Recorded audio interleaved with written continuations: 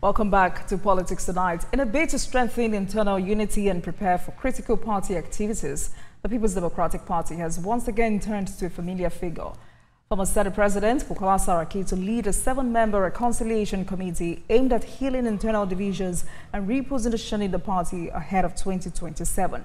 From post-election grievances to unresolved zoning tensions and the fallout with the G5 governors, this committee faces an uphill task. The committee led by Saraki includes 3 7 governors, Dauda Lawal of Zamfara State, Caleb Moflang of Plateau, and Peter Mbao of Enugu State, as well as 3 former governors, Saraki Dixon, Ibrahim Dakwambo, and Okeze Kwezu. So, what is the real mandate of this group? Is it too little too late, or a bold step towards party unity?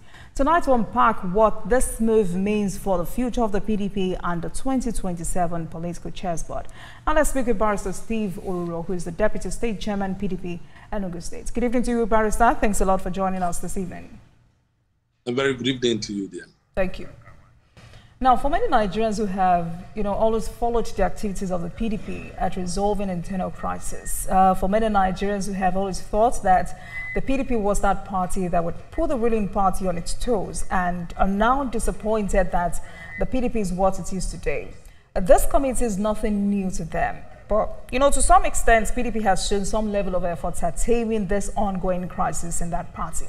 But my first question, why former Senate President Saraki, and what is this committee really expected to fix?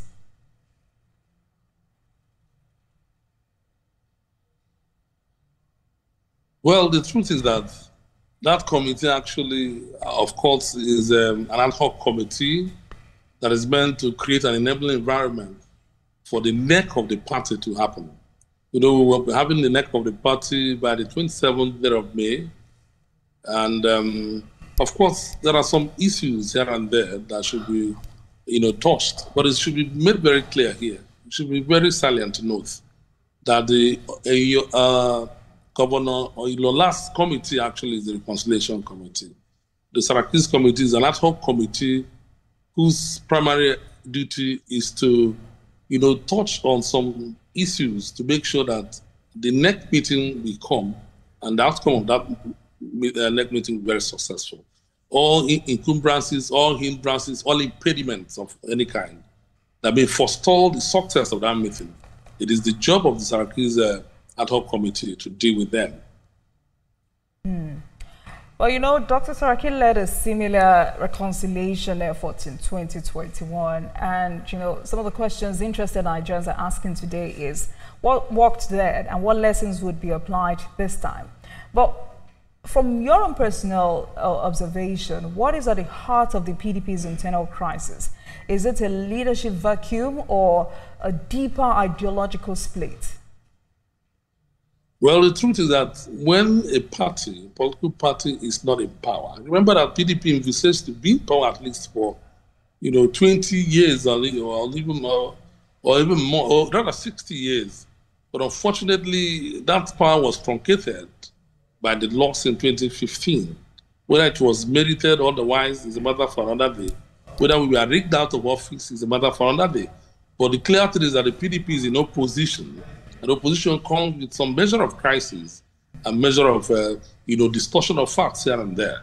Having said this, it is incumbent on the party at the moment to rise up to the occasion and stay vigorously glued to all tendencies, all rigorous processes that will ensure that they bounce back.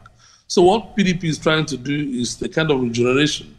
PDP wants to come back and are using every possible internal mechanism to also come back. But are you personally convinced that the current PDP leadership has the political capital to reunite the party ahead of 2027?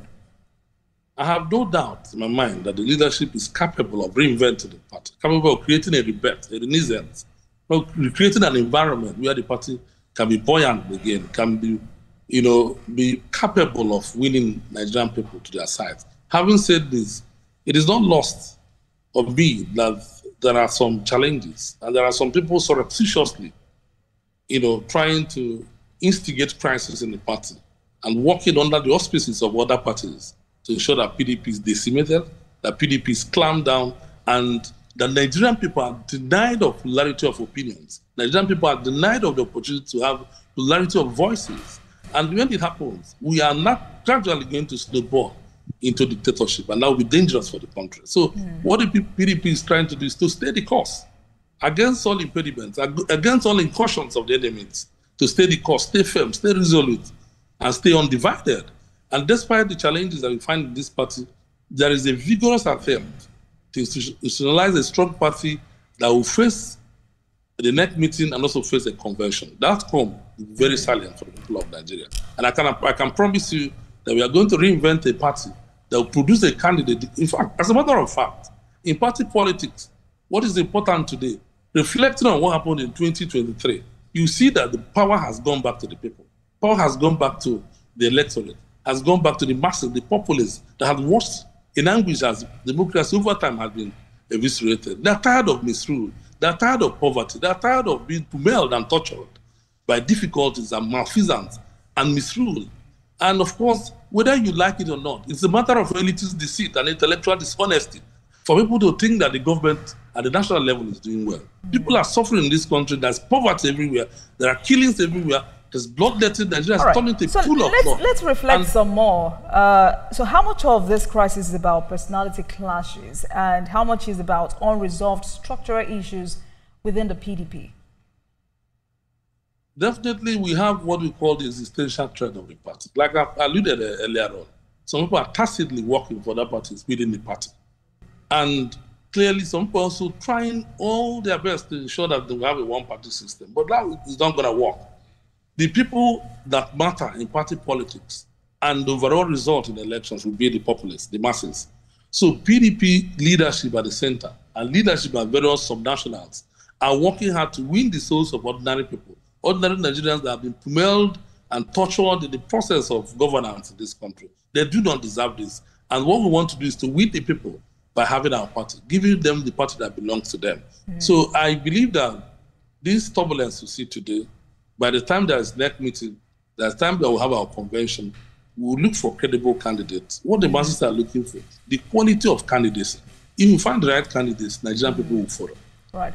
So what you've said now is that you're confident that this committee can heal the wounds left from 2023.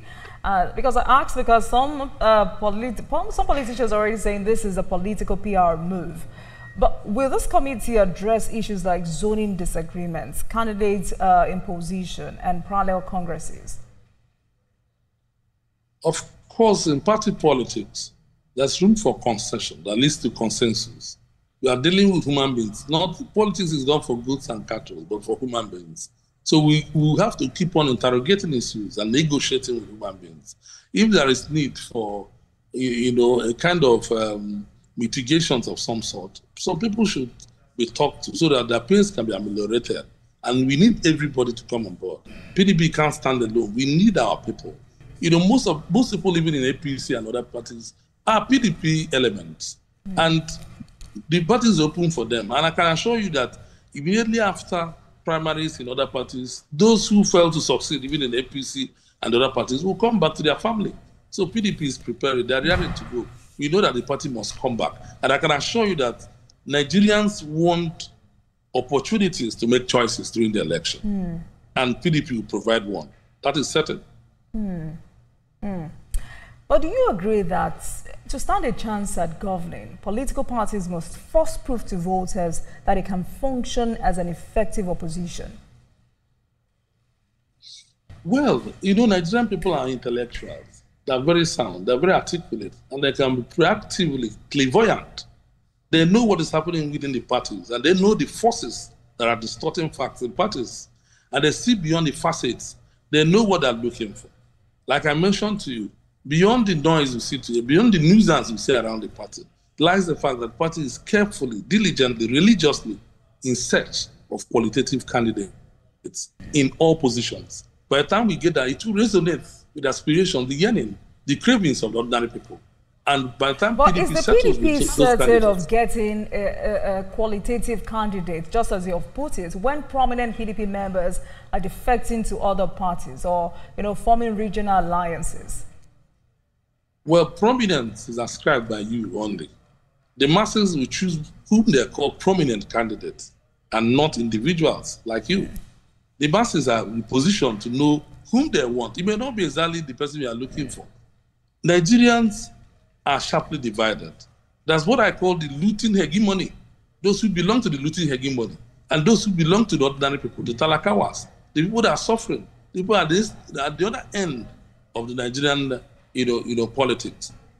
Those people are larger in number. They are in millions. They are the voters. They are looking for those of party people, candidates with conscience that would be reflective of what they are expecting. And when we find such candidates, people will rise up to vote them. Now, because we don't have individual independent candidates, people are condemned to walk through the auspices of the party. So the party must be very worried. They must be very careful to allocate position to those with the capacity of influencing the larger Nigerian people. This is what the PDP wants to do. And I will not, in fact, on a lighter note, I'm not going to reflect or expose all the plans of the PDP to you, but you'll see what will happen. All right. We're waiting. But of course, the PDP governors have said no to coalition ahead of 2027. So as fractured and weakened as the PDP, as the party is at the moment, is that the best option for your party ahead of the presidential election? As a matter of fact, what PDP seeks to preserve is the nomenclature of PDP. We seek to preserve the name of the PDP. We are not averse to the fact that other people will come to join us. PDP is open to negotiation. We are open to welcome all and sundry, and interests are attached beneath. But the idea of displacing the name PDP will not happen. Nigerians are very comfortable with PDP. PDP is coterminous with 8,000 naira for a bag of rice. PDP is coterminous with 160 naira for $1. PDP is known for security. PDP is known for the good things. And these are still very much possible for Nigerian people. So that name reconnects with our past. That's the sense in which we feel nostalgic about what PDP produced for Nigerian people. So that name must be preserved. That's what we're talking about. But people that are coming with their diverse interests that we accommodated under the PDP. PDP is willing to listen to all and embrace anybody who is coming to give us support.